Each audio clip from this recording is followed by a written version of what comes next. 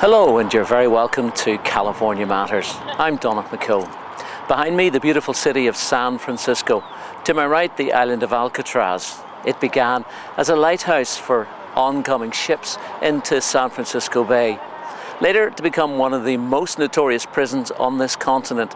And these days, one of the biggest attractions, a museum that hundreds and thousands come to visit on a daily basis. We're here to find out more about the Irish in California. On today's programme, we meet a Californian banker who began his life in Lucan in County Dublin. We meet the County Fermanagh woman who's brought her love of Clonus lace to the people of California. We also get a chance to meet Vince Keehan, who's been here for over 30 years. And we get a chance to meet a man from Dublin, bringing his software skills and his care for the community here to sunny California. So I was born in Dublin, grew up in Lucan, just on the southwest side of Dublin. Went to school in the city centre, went to a school called Belvedere College, and then after that I went to UCD. I got a degree in economics. When I finished that, I moved to Australia, and I worked for PricewaterhouseCoopers in Sydney for a time, and then moved back and went to Smurfit, the business school at UCD, and got an MBS there, as it's called. When I got the opportunity, I applied to the Foreign Service, and I got in, and it's something that always interested me, the public service, the Foreign Service.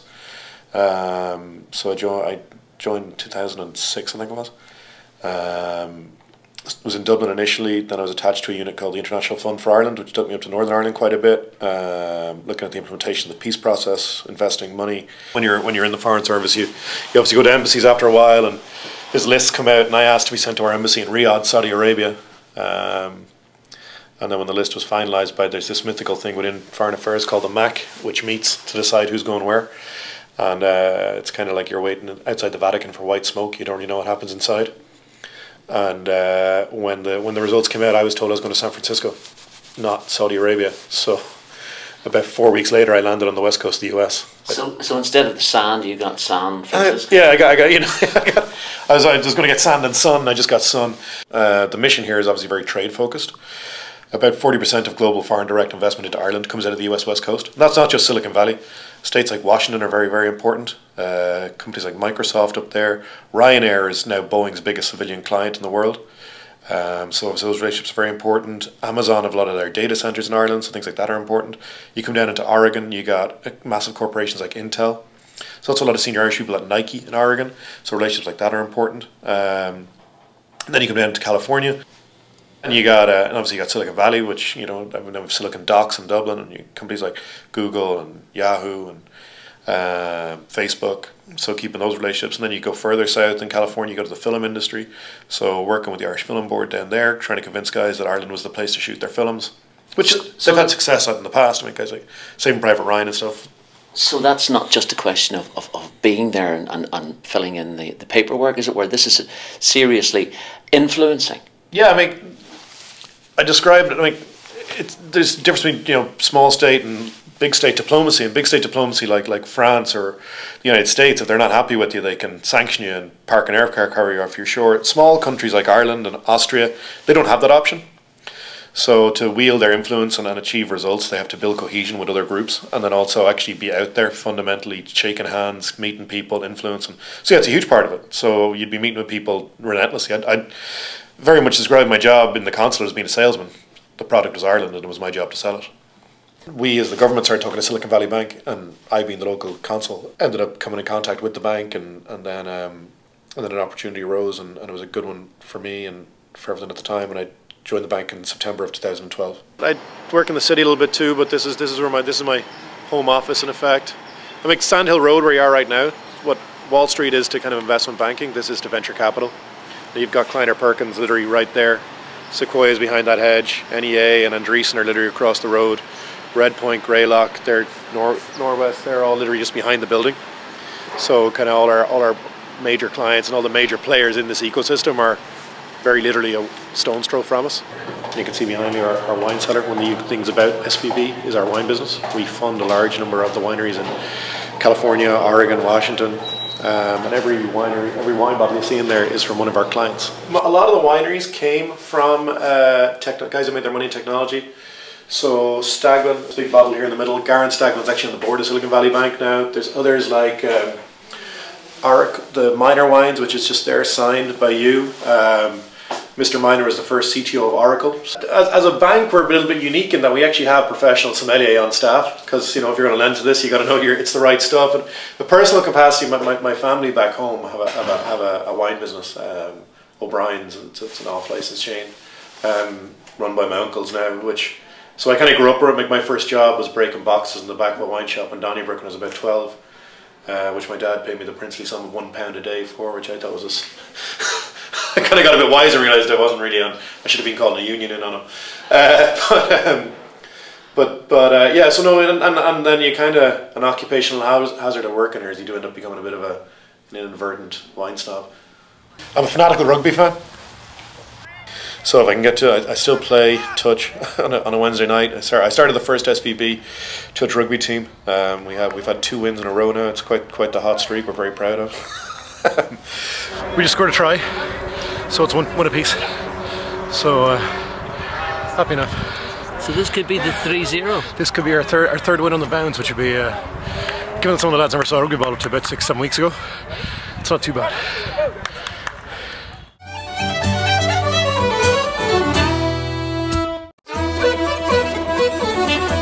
From tag rugby in a city park, let's drift eastwards to the leafy avenues of Berkeley and to the Lacis Museum of Lace and Textiles, which has become the centre for a special week-long learning course for Irish crochet, specifically Clonus lace. Earlier this summer, Fermanagh woman Maura Traynor took her class 6,000 miles westward from its County Monaghan origins. I've been coming here, this is my 5th course. And Jules Cleat, who owns Lacis, he's been inviting me every year since. And Jules, who organises the course, he has a fantastic antique collection. Because of an incredible collection of lace that I amassed with my wife, because it was something precious, something of the human soul that you don't see today. My wife passed away in 2002 and left this with me. And this was my purpose now, to preserve and protect and see that future generations can witness this. And it's lace from around the world? Lace from around the world. Lace is mostly a European event.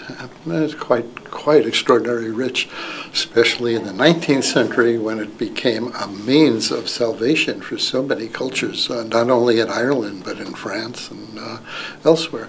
People used their hands to create and to survive. There were no handouts.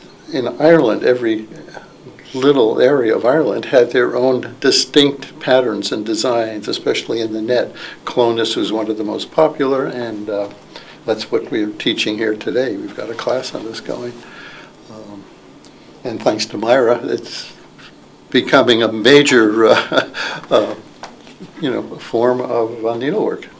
The secret of Irish crochet, which would seem obvious, and this tradition became popular in the other laces, is that you didn't have to be an expert to create lace. That lace could be made up of many parts, from things that are very simple, a little leaf that a child could do, to some very elaborate designs that one of the advanced crocheters could do. Myra often tells the story of how the little girls would take their little matchboxes, the little drawing it, with all their little leaves, and they would take it down to the center of town, and they would take them out and then incorporate them in various pieces of lace. So everyone was involved in lace. Lace instruction came before reading, writing, and arithmetic. I talk about the history of Irish crochet and how it originated from the famine. It was a famine relief scheme, and it saved thousands of people from starvation and hunger and disease. There were 15,000 people making it in Cork and 1,500 in Clones. The people who were organising it, like Cassandra Hand and her Kildare Irish crochet teacher, they had very high standards. Well, this was one, it's a little shrug that I made for my granddaughter, and it has all the Clonus knots with the passion vine and the Irish roses, wild rose. And I combined the colors because little girls like pinks and lavenders. And so this was one piece. This was my first piece I made. My name is Cynthia Charbonneau, and I'm originally from northwestern New Mexico, and I'm living down in the Mojave Desert right now. I was researching thread, crochet thread, and I came across Myra's page for her Clonus lace, and so I clicked on it to see what it was about, and I started looking, and I realized that it's what my grandmother used to do, and she did originally teach me to crochet, but as a little child you didn't pay as much attention as you should have. And I got to looking at it, and I said, oh, and so I left her a little message, this is what my grandmother did, and she replied to me and told me that she would be coming to Berkeley, which would be fairly close to me, and invited me to come, and so I came, and I've been coming for 3 years now, and I have learned a lot. This is going to be a rabbit. This is my latest piece. And I am working in non-traditional colors. I'm working in pinks and purples and greens. And if you can see the outline of my little bunny here, I've used motifs that will allow me to create, he's going to be a pillow for Easter. Oh, I enjoy the camaraderie, and Myra's a wonderful teacher, and these are, Lori's been here for 3 years, and these guys have been here for 2 years, and people you come and see again and again, and we all share. This is in the United States, this is a pretty unusual type of crochet, so not a lot of people understand it or recognize it. So it's fun to commune with other people who understand this and like to work with thread. So it's different. So yeah, there's a real camaraderie here with this group. I go to Seattle, and I was there last year as well. And then I'm going to Butte, Montana, and I've never been there before, so that's something new. The Lassie's class is my best class, and that's why I like to come again and again to Lassie's. The Laces Museum of Lace and Textiles is also a fully functioning shop for many craft activities and can be found on Adeline Street in Berkeley. In part 2 of tonight's California Matters, we meet the Dublin man who devotes much of his time to supporting a wider community in Petaluma, and we shed some light on Galwegian Vince Keane, who managed to write and sing between making windows.